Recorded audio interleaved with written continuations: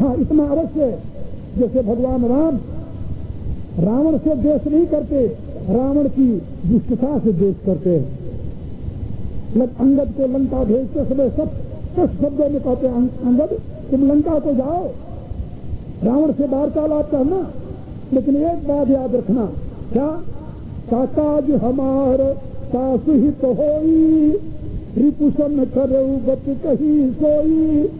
कहा शत्रु से तुम वैसे वार्तालाप करना जिससे मेरा कार्य बन जाए और उसका अहित न हो, क्योंकि अरिहु का अनभल कीनन रामा। राम कभी अपने शत्रु का भी अहित नहीं चाहते, लेकिन जो उनका अहित करने के ऊपर उतारू हो तो फिर तो उसका जवाब देते हैं, ईद का जवाब पत्थर से देते हैं। और 7 शब्दों में कहते हैं खरदूषण को, जो न हो बल घर फिर जाऊ, सबर विमुख में हतऊ न काबू। तो कहते हैं खरदूषण से कि यदि तुम्हारे पास शक्ति नहीं तो लौट जाओ, यदि तुम लौट जाओगे तो मैं तुम्हें मारूंगा नहीं, और यदि युद्ध करोगे तो मैं तुम्हें छोड़ूंगा नहीं। ये अहिंसा का स्वरूप है। आपके आदर्श जो हैं वो आपके धर्म के साकार मूर्त रूप हैं। इसीलिए महर्षि वाल्मीकि ने लिखा, रामो विग्रहवान धर्म। राम साकार धर्म की मूर्ति है। शत्रुओं का वध करने में राम पीछे नहीं होते, लेकिन सज्जनों की रक्षा करने के लिए राम कभी पीछे नहीं होते। दोनों काम उनका है। परमात्मा के अवतार का हेतु गीता में ही बताया गया, परित्राणाय साधूनाम विनाशाय च दुष्कृताम। और यही आपका कर्तव्य है, सज्जनता का प्रसार प्रचार और दुर्जनता का विनाश, सज्जनों की रक्षा और दुर्जनों का वध। यदि करने के लिए आप तैयार हैं, ये दुर्जनों को दंड देने की आप में सामर्थ्य नहीं है, याद रखना आप सज्जनों की रक्षा नहीं कर सकते। सज्जनों की रक्षा वही करता है जिसमें दुर्जनों को दंड देने की शक्ति हो। जो शक्तिहीन है, सामर्थ्यहीन है,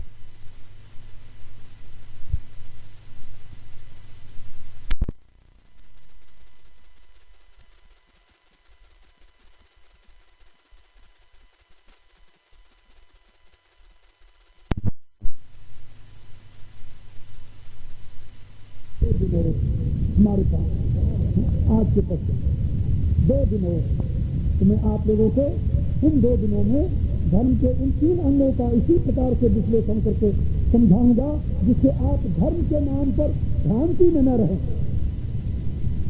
और भ्रांति मुक्त होकर के धर्म के यथार्थ स्वरूप को जानते हुए तदनुसार अपने जीवन को आगे बढ़ावें। इसी में आपके राष्ट्र का गौरव है।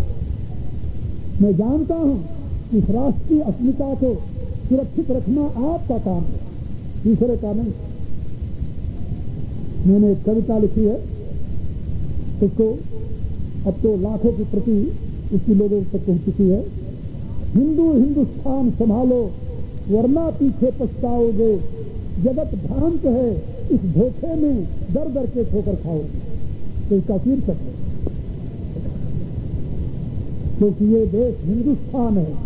तो जानते हो हिंदुस्तान माने हिंदुओं का निवास स्थान। और यदि आप इसकी अस्मिता को, इसके गौरव को, इसकी संस्कृति, सभ्यता और धर्म को सुरक्षित रखने के लिए तत्पर नहीं हुए तो दूसरे लोग तो इसका विनाश ही करेंगे। और जानते हो सबसे दुखद चीज क्या है? मैं कभी कभी पूछता हूं लोगों से कि हिंदू सभ्यता का मूल स्रोत सिंधु घाटी है। सिंधु घाटी सभी जानते हैं विद्वान लोग। और आज वो सिंधु घाटी हिंदुस्तान नहीं है। क्यों नहीं है भाई? क्या वहां पर नहीं है? सिंधु नदी नहीं बहती क्या? बहती है। क्या वो पर्वत वहां नहीं रहे? पर्वत वही है। क्या वहां का जलवायु बदल गया? बोले नहीं, वो भी वही है। फिर बदला क्या वहां के मूल निवासी बदल गए? बोले वो भी नहीं बदले, वो भी वही है। फिर बदला क्या वहां के मूल निवासियों का धर्म बदल गया, यही ना? क्या और कुछ बदला? कि आप न सोचना कि अरब से आकर लोग वहां पर अफगानिस्तान में बस गए या पंजाब के पश्चिमी भाग में बस गए। कोई नहीं आकर बसा, वही के मूल लोग हैं। और वो आपका ही रक्त उनमें है, उनका ही रक्त आप में है, लेकिन उनका धर्म बदल गया। धर्म बदलते ही देश बदल गया, संस्कृति बदल गई, सभ्यता बदल गया, यहां तक सब कुछ बदल गया। तो राष्ट्र की सुरक्षा आप कैसे कर सकते हैं? यदि आप धर्म की रक्षा करेंगे तो राष्ट्र की रक्षा होगी। यदि धर्म की रक्षा के लिए आप तत्पर नहीं होते तो राष्ट्र की रक्षा कभी नहीं हो सकती, याद रखना। क्योंकि धर्म बदलता है तो धर्म के साथ सब कुछ बदल जाता है। और ये आपका राष्ट्र तब तक आपका राष्ट्र है जब तक आपका धर्म है, और जिस दिन धर्म बदला उस दिन राष्ट्र नहीं रहेगा। आज चार्डिया नहीं है, आज मेसोपोटामिया नहीं है, आज सुमेरिया नहीं है, असीरिया नहीं है, आज प्राचीन बेबीलोनिया नहीं है, मिस्र नहीं है। लोग वही है लेकिन वो नहीं है, उनके खड़हर दिखाई देते हैं। यूनान नहीं है, वह रोम नहीं है। मैं सारे देशों में घूमकर देखा हूं, तब आपको बता रहा हूं। यहां पर उनके रिमेन्स पड़े हुए हैं। बदला क्या उनका? धर्म बदल गया, सब कुछ बदल गया उनका। तो सौभाग्य समझिए, इस्लाम और ईसाईयत की आंधी जिन देशों में गई उनका सब अतीत का समाप्त कर दिया। अब आपके देश में 900 वर्ष तक वो अनाचार अत्याचार घोर करते रहे, फिर भी आपके अवशेष ज्यों के त्यों जीवित है।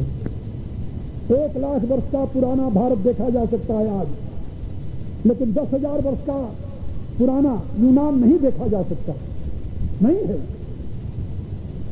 और ये आपका जो सुरक्षित बचा है किसके बल पर बचा है जानते हो? ये भी बताएंगे कभी।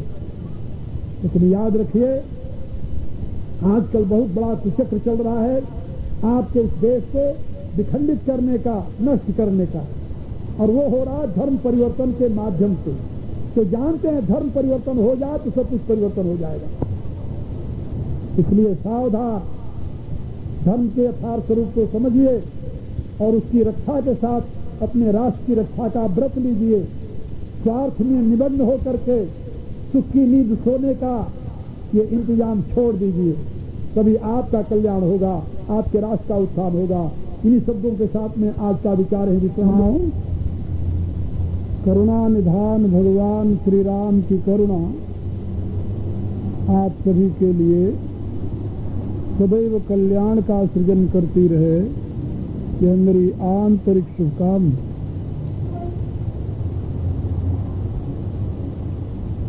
कल मैंने आप लोगों को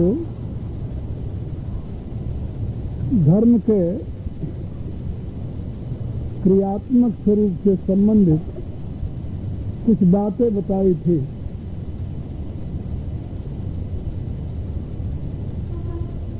सबसे पहली बात तो कि शाश्वत सनातन धर्म अनादिकाल से है और सृष्टि के अंत तक रहेगा। इसका ह्रास भले हो जाए किंतु विनाश नहीं होता कभी। धर्म की हानि नहीं होती, ग्लानि होती है।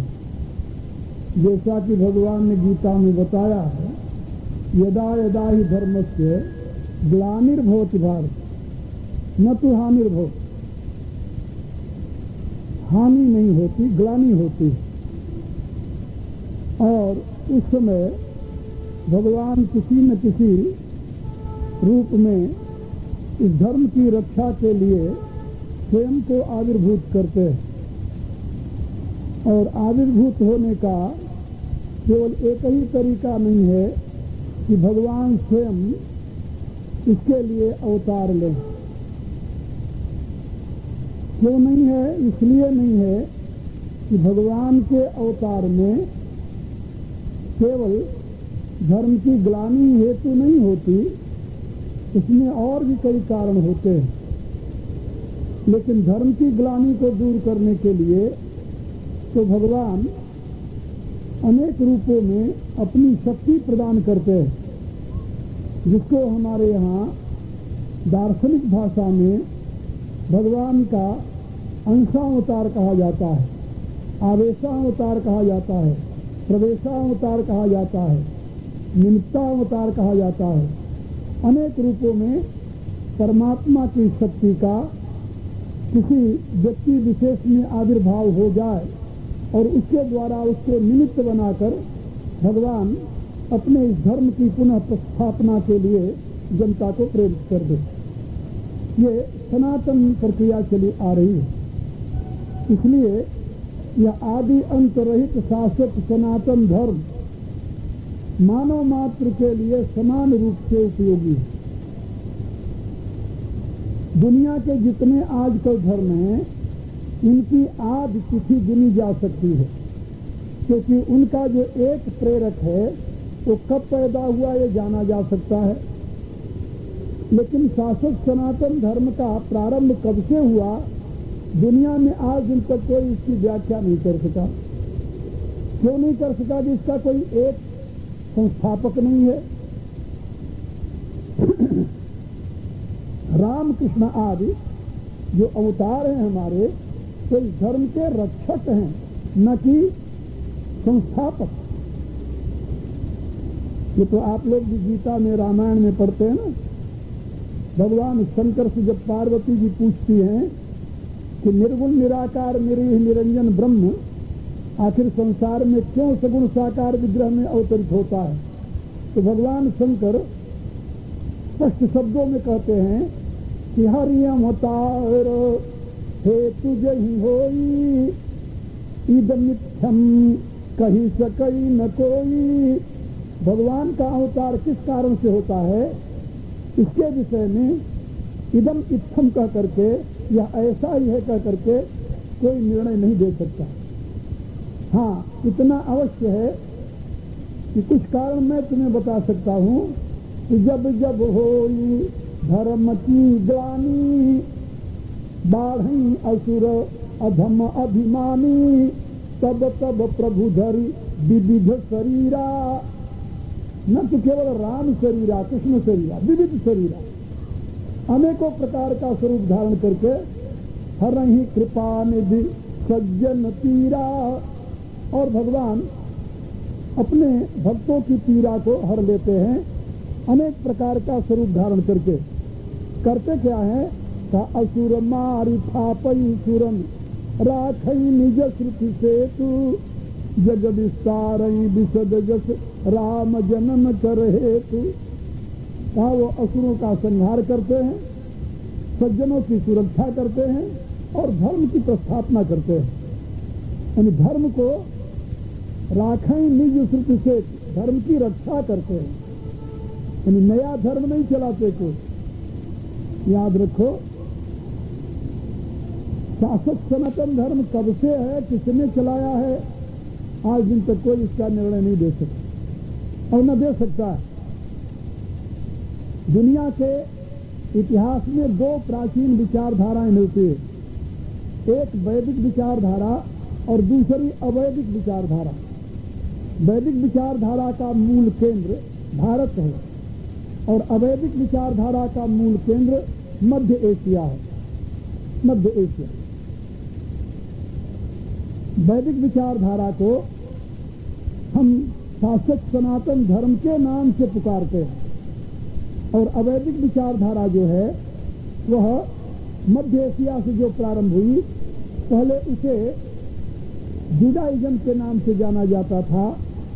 जुडाइज्म में फिर परिवर्तन आया तो अब जुडाइज्म भी रह गया एक ग्रुप के रूप में, अब वो क्रिश्चियनिज्म हो गया और क्रिश्चियनिज्म के पश्चात फिर वहीं से एक और मजहब निकला जिसको आजकल इस्लाम कहते हैं।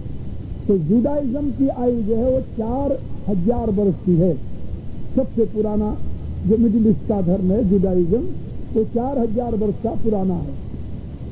और उसके पश्चात फिर दूसरा जो क्रिश्चियनिटी है वो तो आप लोग जानते हो, अभी 2000 सम्मत मना रहे हैं, सब मना रहे हैं और उसको मिलेनियम की संज्ञा दे रहे हैं। और आपको ये भी पता है, शायद पता न हो, इसलिए आपकी जानकारी के लिए मैं बता रहा हूँ कि ईसा मसीह की मृत्यु के पश्चात कई सदी बाद जब रोमन साम्राज्य ने ईसाई धर्म को स्वीकार किया, उसके बाद में तब ये सही रूप में विश्व में प्रचारित और प्रसारित हुआ। और उसमें भी सन ईस्वी का प्रारंभ जो है वो 300 वर्ष पूर्व से लेकर के उसको प्रारंभ किया गया। यानी कहने का अभिप्राय कि ईसा मसीह के मृत्यु के 300 वर्ष बाद ईसा मसीह के नाम पर ये ईसाई संवत चलाया गया, ईसवी संवत। बात समझिए। और पश्चिम के विद्वान इसे सब जानते हैं, सबको पता है। और ईसा मसीह का जन्म जो हुआ था वो अप्रैल के महीने में हुआ था, वो दिसंबर में नहीं हुआ था। दिसंबर का जो बड़ा दिन है ये ईसा का जन्मदिन नहीं है, 25 दिसंबर। ये रोमन का जो साम्राज्य था उसका ये बड़ा दिन है। उसका त्योहार था 5 दिन का, बड़ा लंबा, 5 दिन 7 दिन रोमन लोग मनाते थे, बड़ा दिन। क्योंकि 22 तारीख से सूर्य जो है वह उत्तरायण की तरफ झुकता है। जैसे हमारे यहाँ जो है उत्तरायण और दक्षिणायन 2 भागों में बटा हुआ है ना, तो 6 महीने उत्तरायण होता है, 6 महीने दक्षिणायन होता है। तो उत्तरायण का प्रारंभ हमारे यहाँ मकर संक्रांति से होता है, और इसलिए मकर संक्रांति को हम लोग बहुत पवित्र मानते हैं, दान भी देते हैं और भी करते हैं, सब कुछ करते हैं। इसी रूप से रोमन लोग भी, क्योंकि सूर्य के उपासक थे, वो उनका जो मूल इष्ट थे वो सूर्य थे, और कईयों ने तो अपने आप को सूर्यवंशी घोषित किया है। एक पुस्तक है, कहीं आप लोगों को मिले तो आप पढ़ना, इंडिया इन ग्रीस, इस पुस्तक का नाम है। उसका लेखक है पोका, राइटर जो है, उसने ये लिखा है कि रोमन लोग हमेशा अपने आप को सूर्य के ही वंशज मानते रहे, और इसलिए वो सूर्य की आराधना में जब सूर्य उत्तरायण की तरफ झुकता है तब वो अपना एक महान उत्सव मनाते थे। और वो उत्सव जो था वो 5 दिन का वो लोग मनाते थे, वही बड़ा दिन कहा जाता है उनका। बड़े दिन की छुट्टी आज हम लोग भी जानते हैं। इसका ईसा के जन्मदिन से कुछ लेना देना नहीं है, दूर का भी संबंध नहीं है। और इसी रूप से ये गुड फ्राइडे जो है अप्रैल में जो आया, अभी इन्हीं दिनों आता है, वो शायद बीत गया है या है आगे आने वाला, ये भी ईसा से कोई संबंध नहीं रखता। हाँ, इतना जरूर है, ये भी रोमन लोगों का एक बहुत बड़ा त्योहार है जो 9 दिन तक व्रत करते थे, वो लोग मनाते थे। जैसे हम लोग नवरात्र मनाते हैं, वो भी 9 दिन का व्रत करते थे। 9 दिन तक उस यानी उन 9 दिनों में वो मांस मदिरा ऐसी गंदी चीज नहीं छूते थे और आराधना करते थे। और उसी में जो शुक्रवार का दिन होता था, आप लोगों को शायद मालूम हो या न हो, हमारे यहाँ जितने दिन हैं वो देवताओं को बटे हुए हैं। जैसे ये जो संडे या रविवार, सूर्यवार कहते हैं, आदित्यवार कहते हैं, ये सूर्य का दिन है।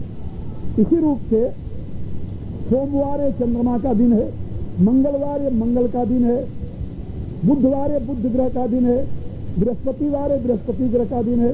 इसी प्रकार से शुक्रवार जो है वो दुर्गा का दिन है। दुर्गा का जो मुख्य दिन है वो शुक्रवार है, भगवती का। और इसलिए आज भी बहुत लोग शुक्रवार को व्रत रखते हैं। तो रोमन लोग जो थे उन्होंने भी ये शुक्रवार को मुख्य दिन माना था, और उन दिनों वो अपने जेल में रहने वाले कैदियों को फ्री करते थे, छोड़ते थे।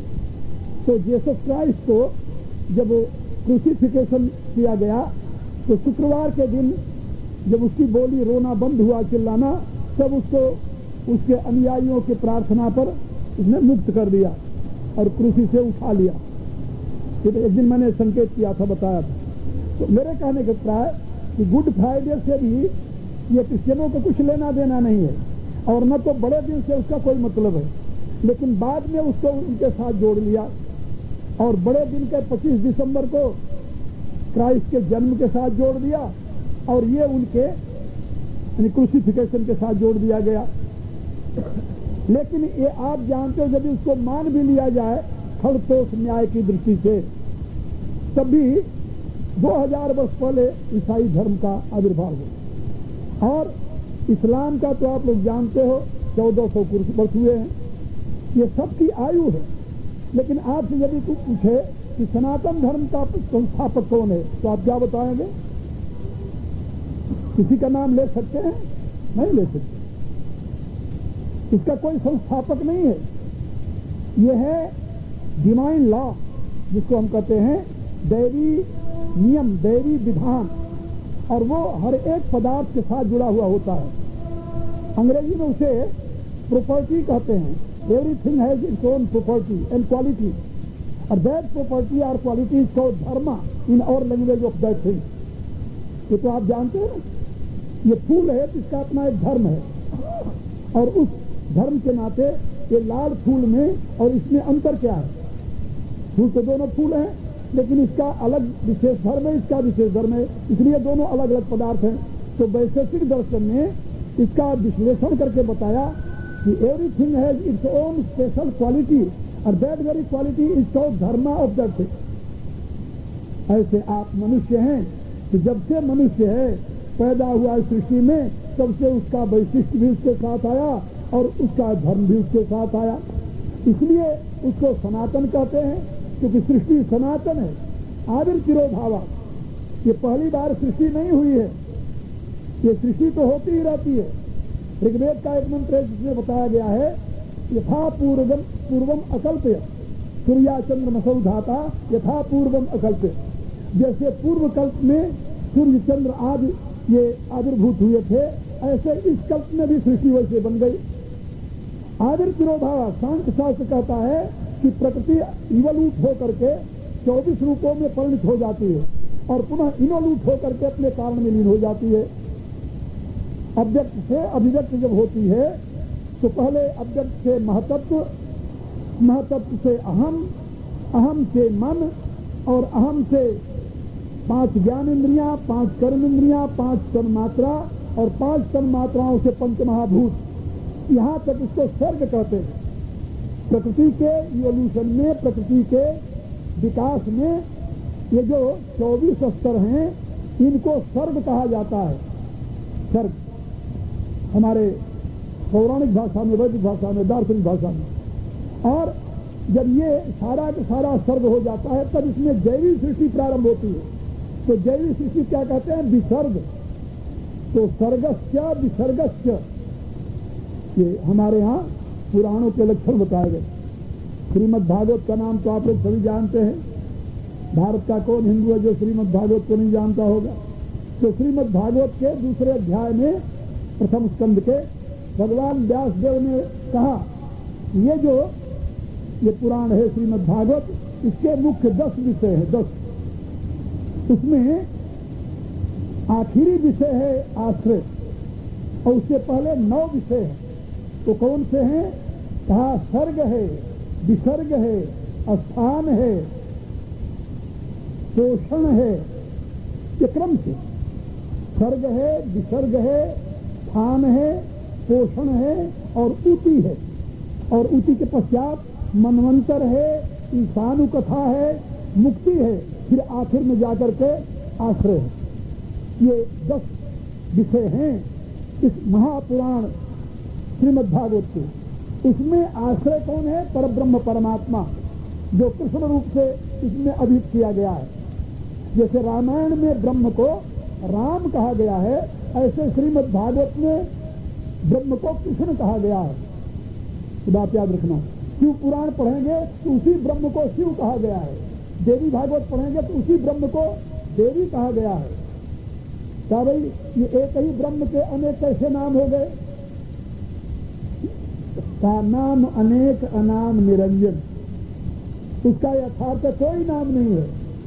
और वैसे जितने नाम हैं सब उसके अपने हैं, तो जितने रूप हैं सब उसके अपने हैं।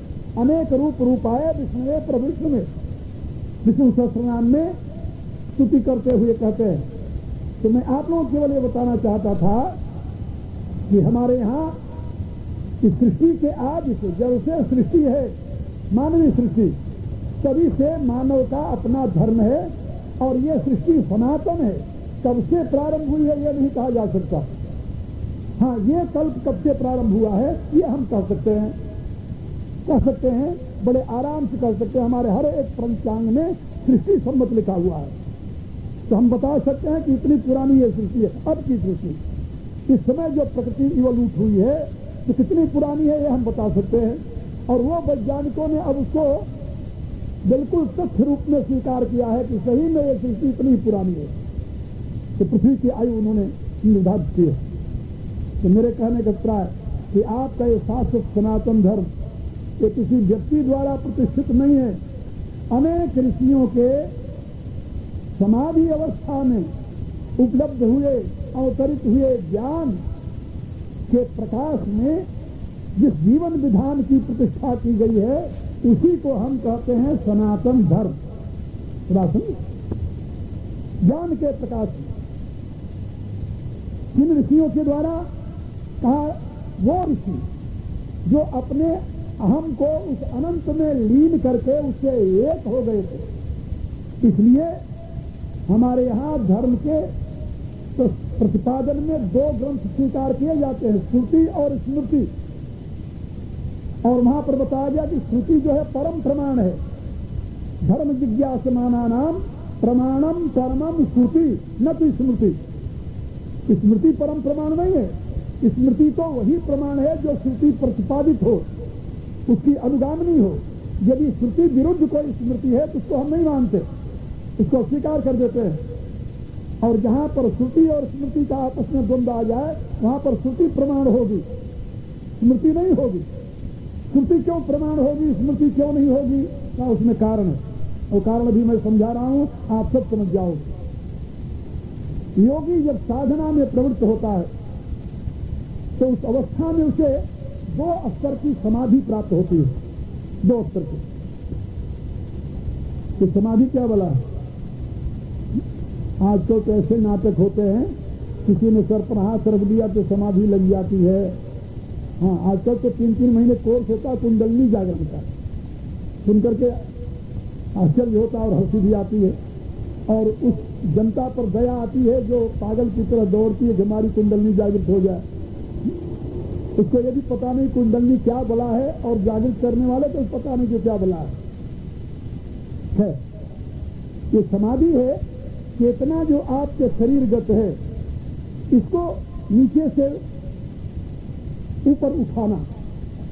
चेतना जब शरीर से उठ करके इंद्रियों में आ जाए, इंद्रियों से उठ करके केवल मन में रहे, मन से उठकर केवल अहम में चली जाए, अहम से उठकर केवल बुद्धि में चली जाए, और बुद्धि के पश्चात चेतना अपने कारण में अवस्थित हो जाए। ये है समाधि का क्रम। और इस समाधि के 7 स्तर हैं, 7। सविकल्प समाधि, निर्विकल्प समाधि, सविचार समाधि, निर्विचार समाधि, आनंद समाधि और अस्मिता समाधि। ये 6 स्तर तो हैं, इनको कहते हैं संप्रज्ञात समाधि। और इससे परे 7वां स्तर जो है वो है असंप्रज्ञात समाधि। ये संप्रज्ञात संप्रज्ञात क्या है?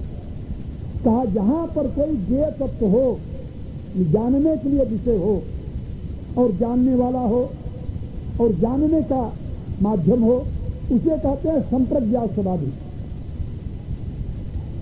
ज्ञेय है, ज्ञाता है और ज्ञान है, ये तीनों है, वो संप्रज्ञात समाधि है। और उसी अवस्था में ज्ञाता ज्ञेय तत्व को पूर्ण रूप से जान जाता है। और असंप्रज्ञात क्या है? जहां ज्ञाता ज्ञान ज्ञेय तीनों समाप्त हो जाए, न कोई ज्ञाता है, न ज्ञेय है, न ज्ञान है, या त्रुटि समाप्त हो जाए तो असंप्रज्ञात समाधि है। इसको और सरल ढंग से मैं आप लोगों को बता दूं कि जब आप अपनी चेतना को उठावें नीचे से अभ्यास द्वारा, ध्यान द्वारा, जिसके लिए भगवान गीता में कहते हैं शनै शनै ऊपर में बुद्ध्या धृति गृहीतया, धीरे धीरे ऊपर में माने ऊपर ले आओ। कैसे ले आओ? बुद्ध्या बुद्धि के द्वारा, धारणा शक्ति को के द्वारा ग्रहण करके, बुद्ध्या धृति गृहीतया। और कहाँ ले जाओ? आत्म संस्थम मनः कृत्वा, ये आपकी चेतना आत्मा में जाकर के ब्रह्म चक्र में जाकर प्रतिष्ठित हो जाए। और उस अवस्था में न किंचित अब चिंतित, और जहां अब चिंतन के लिए कोई विषय न रह जाए। इसी को वेद में कहा गया है। वेद में क्या कहा गया? श्रुति क्या कहती इसके लिए? कहा कि जिस अवस्था में आपकी 5 ज्ञान इंद्रिय मन के सहित शांत हो जाए, यदा पंचावतिष्ठन्ते ज्ञानानि मनसा सह, और अब रह गई बुद्धि, तो बुद्धि क्या न विशेषती। अब बुद्धि में भी कोई चेतना, कोई विकल्प न रह जाए। तमाहु परमांग गति, तो परम गति है साधना की। यानी वो असंप्रज्ञात समाधि है।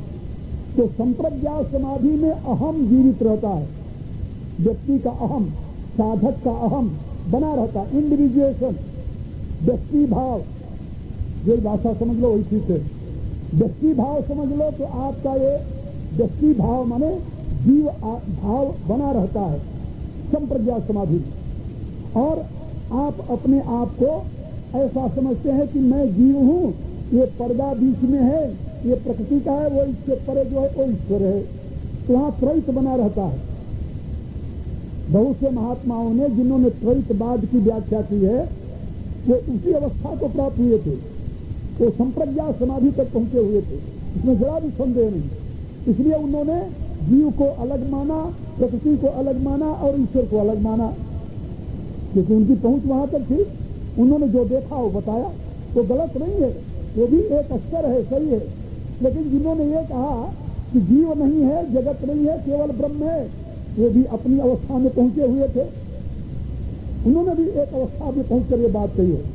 ये बात कब आएगी? जब आप असंप्रज्ञात समाधि, उस चेतन के स्तर को क्रॉस करके, चित्त के स्तर को क्रॉस करके, जब आप अपने चेतना को उस कारण रूप ब्रह्म में प्रतिष्ठित कर देंगे, तब आप प्रकृति से परे हो जाएंगे। और प्रकृति से जब परे हो जाएंगे तब आपको ये अनुभव में आएगा। क्या आएगा? इसके लिए वेद कहता है, यजुर्वेद का मंत्र है, यस्मिन् सर्वाणि भूतानि आत्मा एव अभूत विजानत तत्र को मोह कः शोक एकत्वम् अनुपश्यते। जिस अवस्था में आप ऐसा अनुभव करेंगे कि एक ही परमात्मा अनेक रूपों में प्रकाशित हो रहा है, वहां आप मोह किसमें करेंगे, शोक किसका करेंगे? आपको एकत्व की अनुभूति होने लगेगी। This the aim of Sanatan Dharma, realise unity in diversity. This the aim of Sanatan Dharma. दुनिया का कोई धर्म ऐसा नहीं है जो आपको इस स्तर तक पहुंचने की प्रेरणा दे सके, जिसके पास बोध हो उस स्तर का। ना, उससे नीचे वाले स्तर में नहीं है। संप्रज्ञात समाधि तक भी कोई नहीं पहुंचा है। तो जितने धर्म के प्रस्थापक हुए, मैंने सबकी दार्शनिक विश्लेषण का अध्ययन किया। अब आप देखिए, इससे नीचे वाला स्तर क्या है? यस्तु सर्वाणि भूतानि आत्मनि एव अनुपश्यति सर्वभूतेषु चात्मानं ततो न विजुगुप्सते। ये संप्रज्ञात समाधि की अवस्था है। उस अवस्था में क्या होता है? वो अनुभव करता, ये देखता है, यह तू सर्वाणि भूतानि आत्मनि एव अनुपश्यते। वो देखता है कि जैसे परमात्मा की ज्योति मेरे में प्रकाशित हो रही है, ऐसे उस परमात्मा की ज्योति सारे प्राणियों में प्रकाशित हो रही है। यह तू सर्वाणि भूतानि आत्मनि एव, उस परमात्मा में ही देखता है सब प्राणियों को। सब प्राणियों को परमात्मा नहीं देखता, सब प्राणियों को परमात्मा में देखता है। दोनों में क्या अंतर है? एक अवस्था में संपूर्ण प्राणियों को परमात्मा में देखता है और दूसरी अवस्था में परमात्मा ही सर्वरूप में हो गया, सर्वत्र परमात्मा को देखता है। तो परमात्मा में देखना और परमात्मा को ही देखना, इसमें अंतर है कि नहीं? ये दो अवस्थाएं। तो जहां पर परमात्मा ही है, इसके लिए गीता में जाएगा भगवान ने, वासुदेव सर्वमिति स महात्मा सुदुर्लभ। कहा वो भी दुर्लभ है, वो योगी संप्रज्ञात अवस्था को प्राप्त करने वाला। लेकिन असंप्रज्ञात अवस्था को प्राप्त करने वाला योगी तो सुदुर्लभ है, क्योंकि वो वासुदेव सर्वमिति। ये दो प्रकार की साधन की प्रक्रियाएं हैं सनातन धर्म में ब्रह्म निर्वाण को प्राप्त करने के लिए। एक को कहते हैं अन्वय और दूसरे को कहते हैं व्यतिरेक। अन्वय और व्यतिरेक। तो व्यतिरेक में क्या होता है कि ये परमात्मा नहीं है, ये परमात्मा नहीं है, ये परमात्मा नहीं है। सुना होगा नेति नेति, ना इति ना इति ना इति ना इति। और सबको नेति नेति कहते हुए जहां अब बोलने वाला ही नहीं रह गया। शरीर नहीं है, इंद्रियां नहीं है, मन नहीं है, अहम नहीं है, बुद्धि भी नहीं है। तो बुद्धि के आगे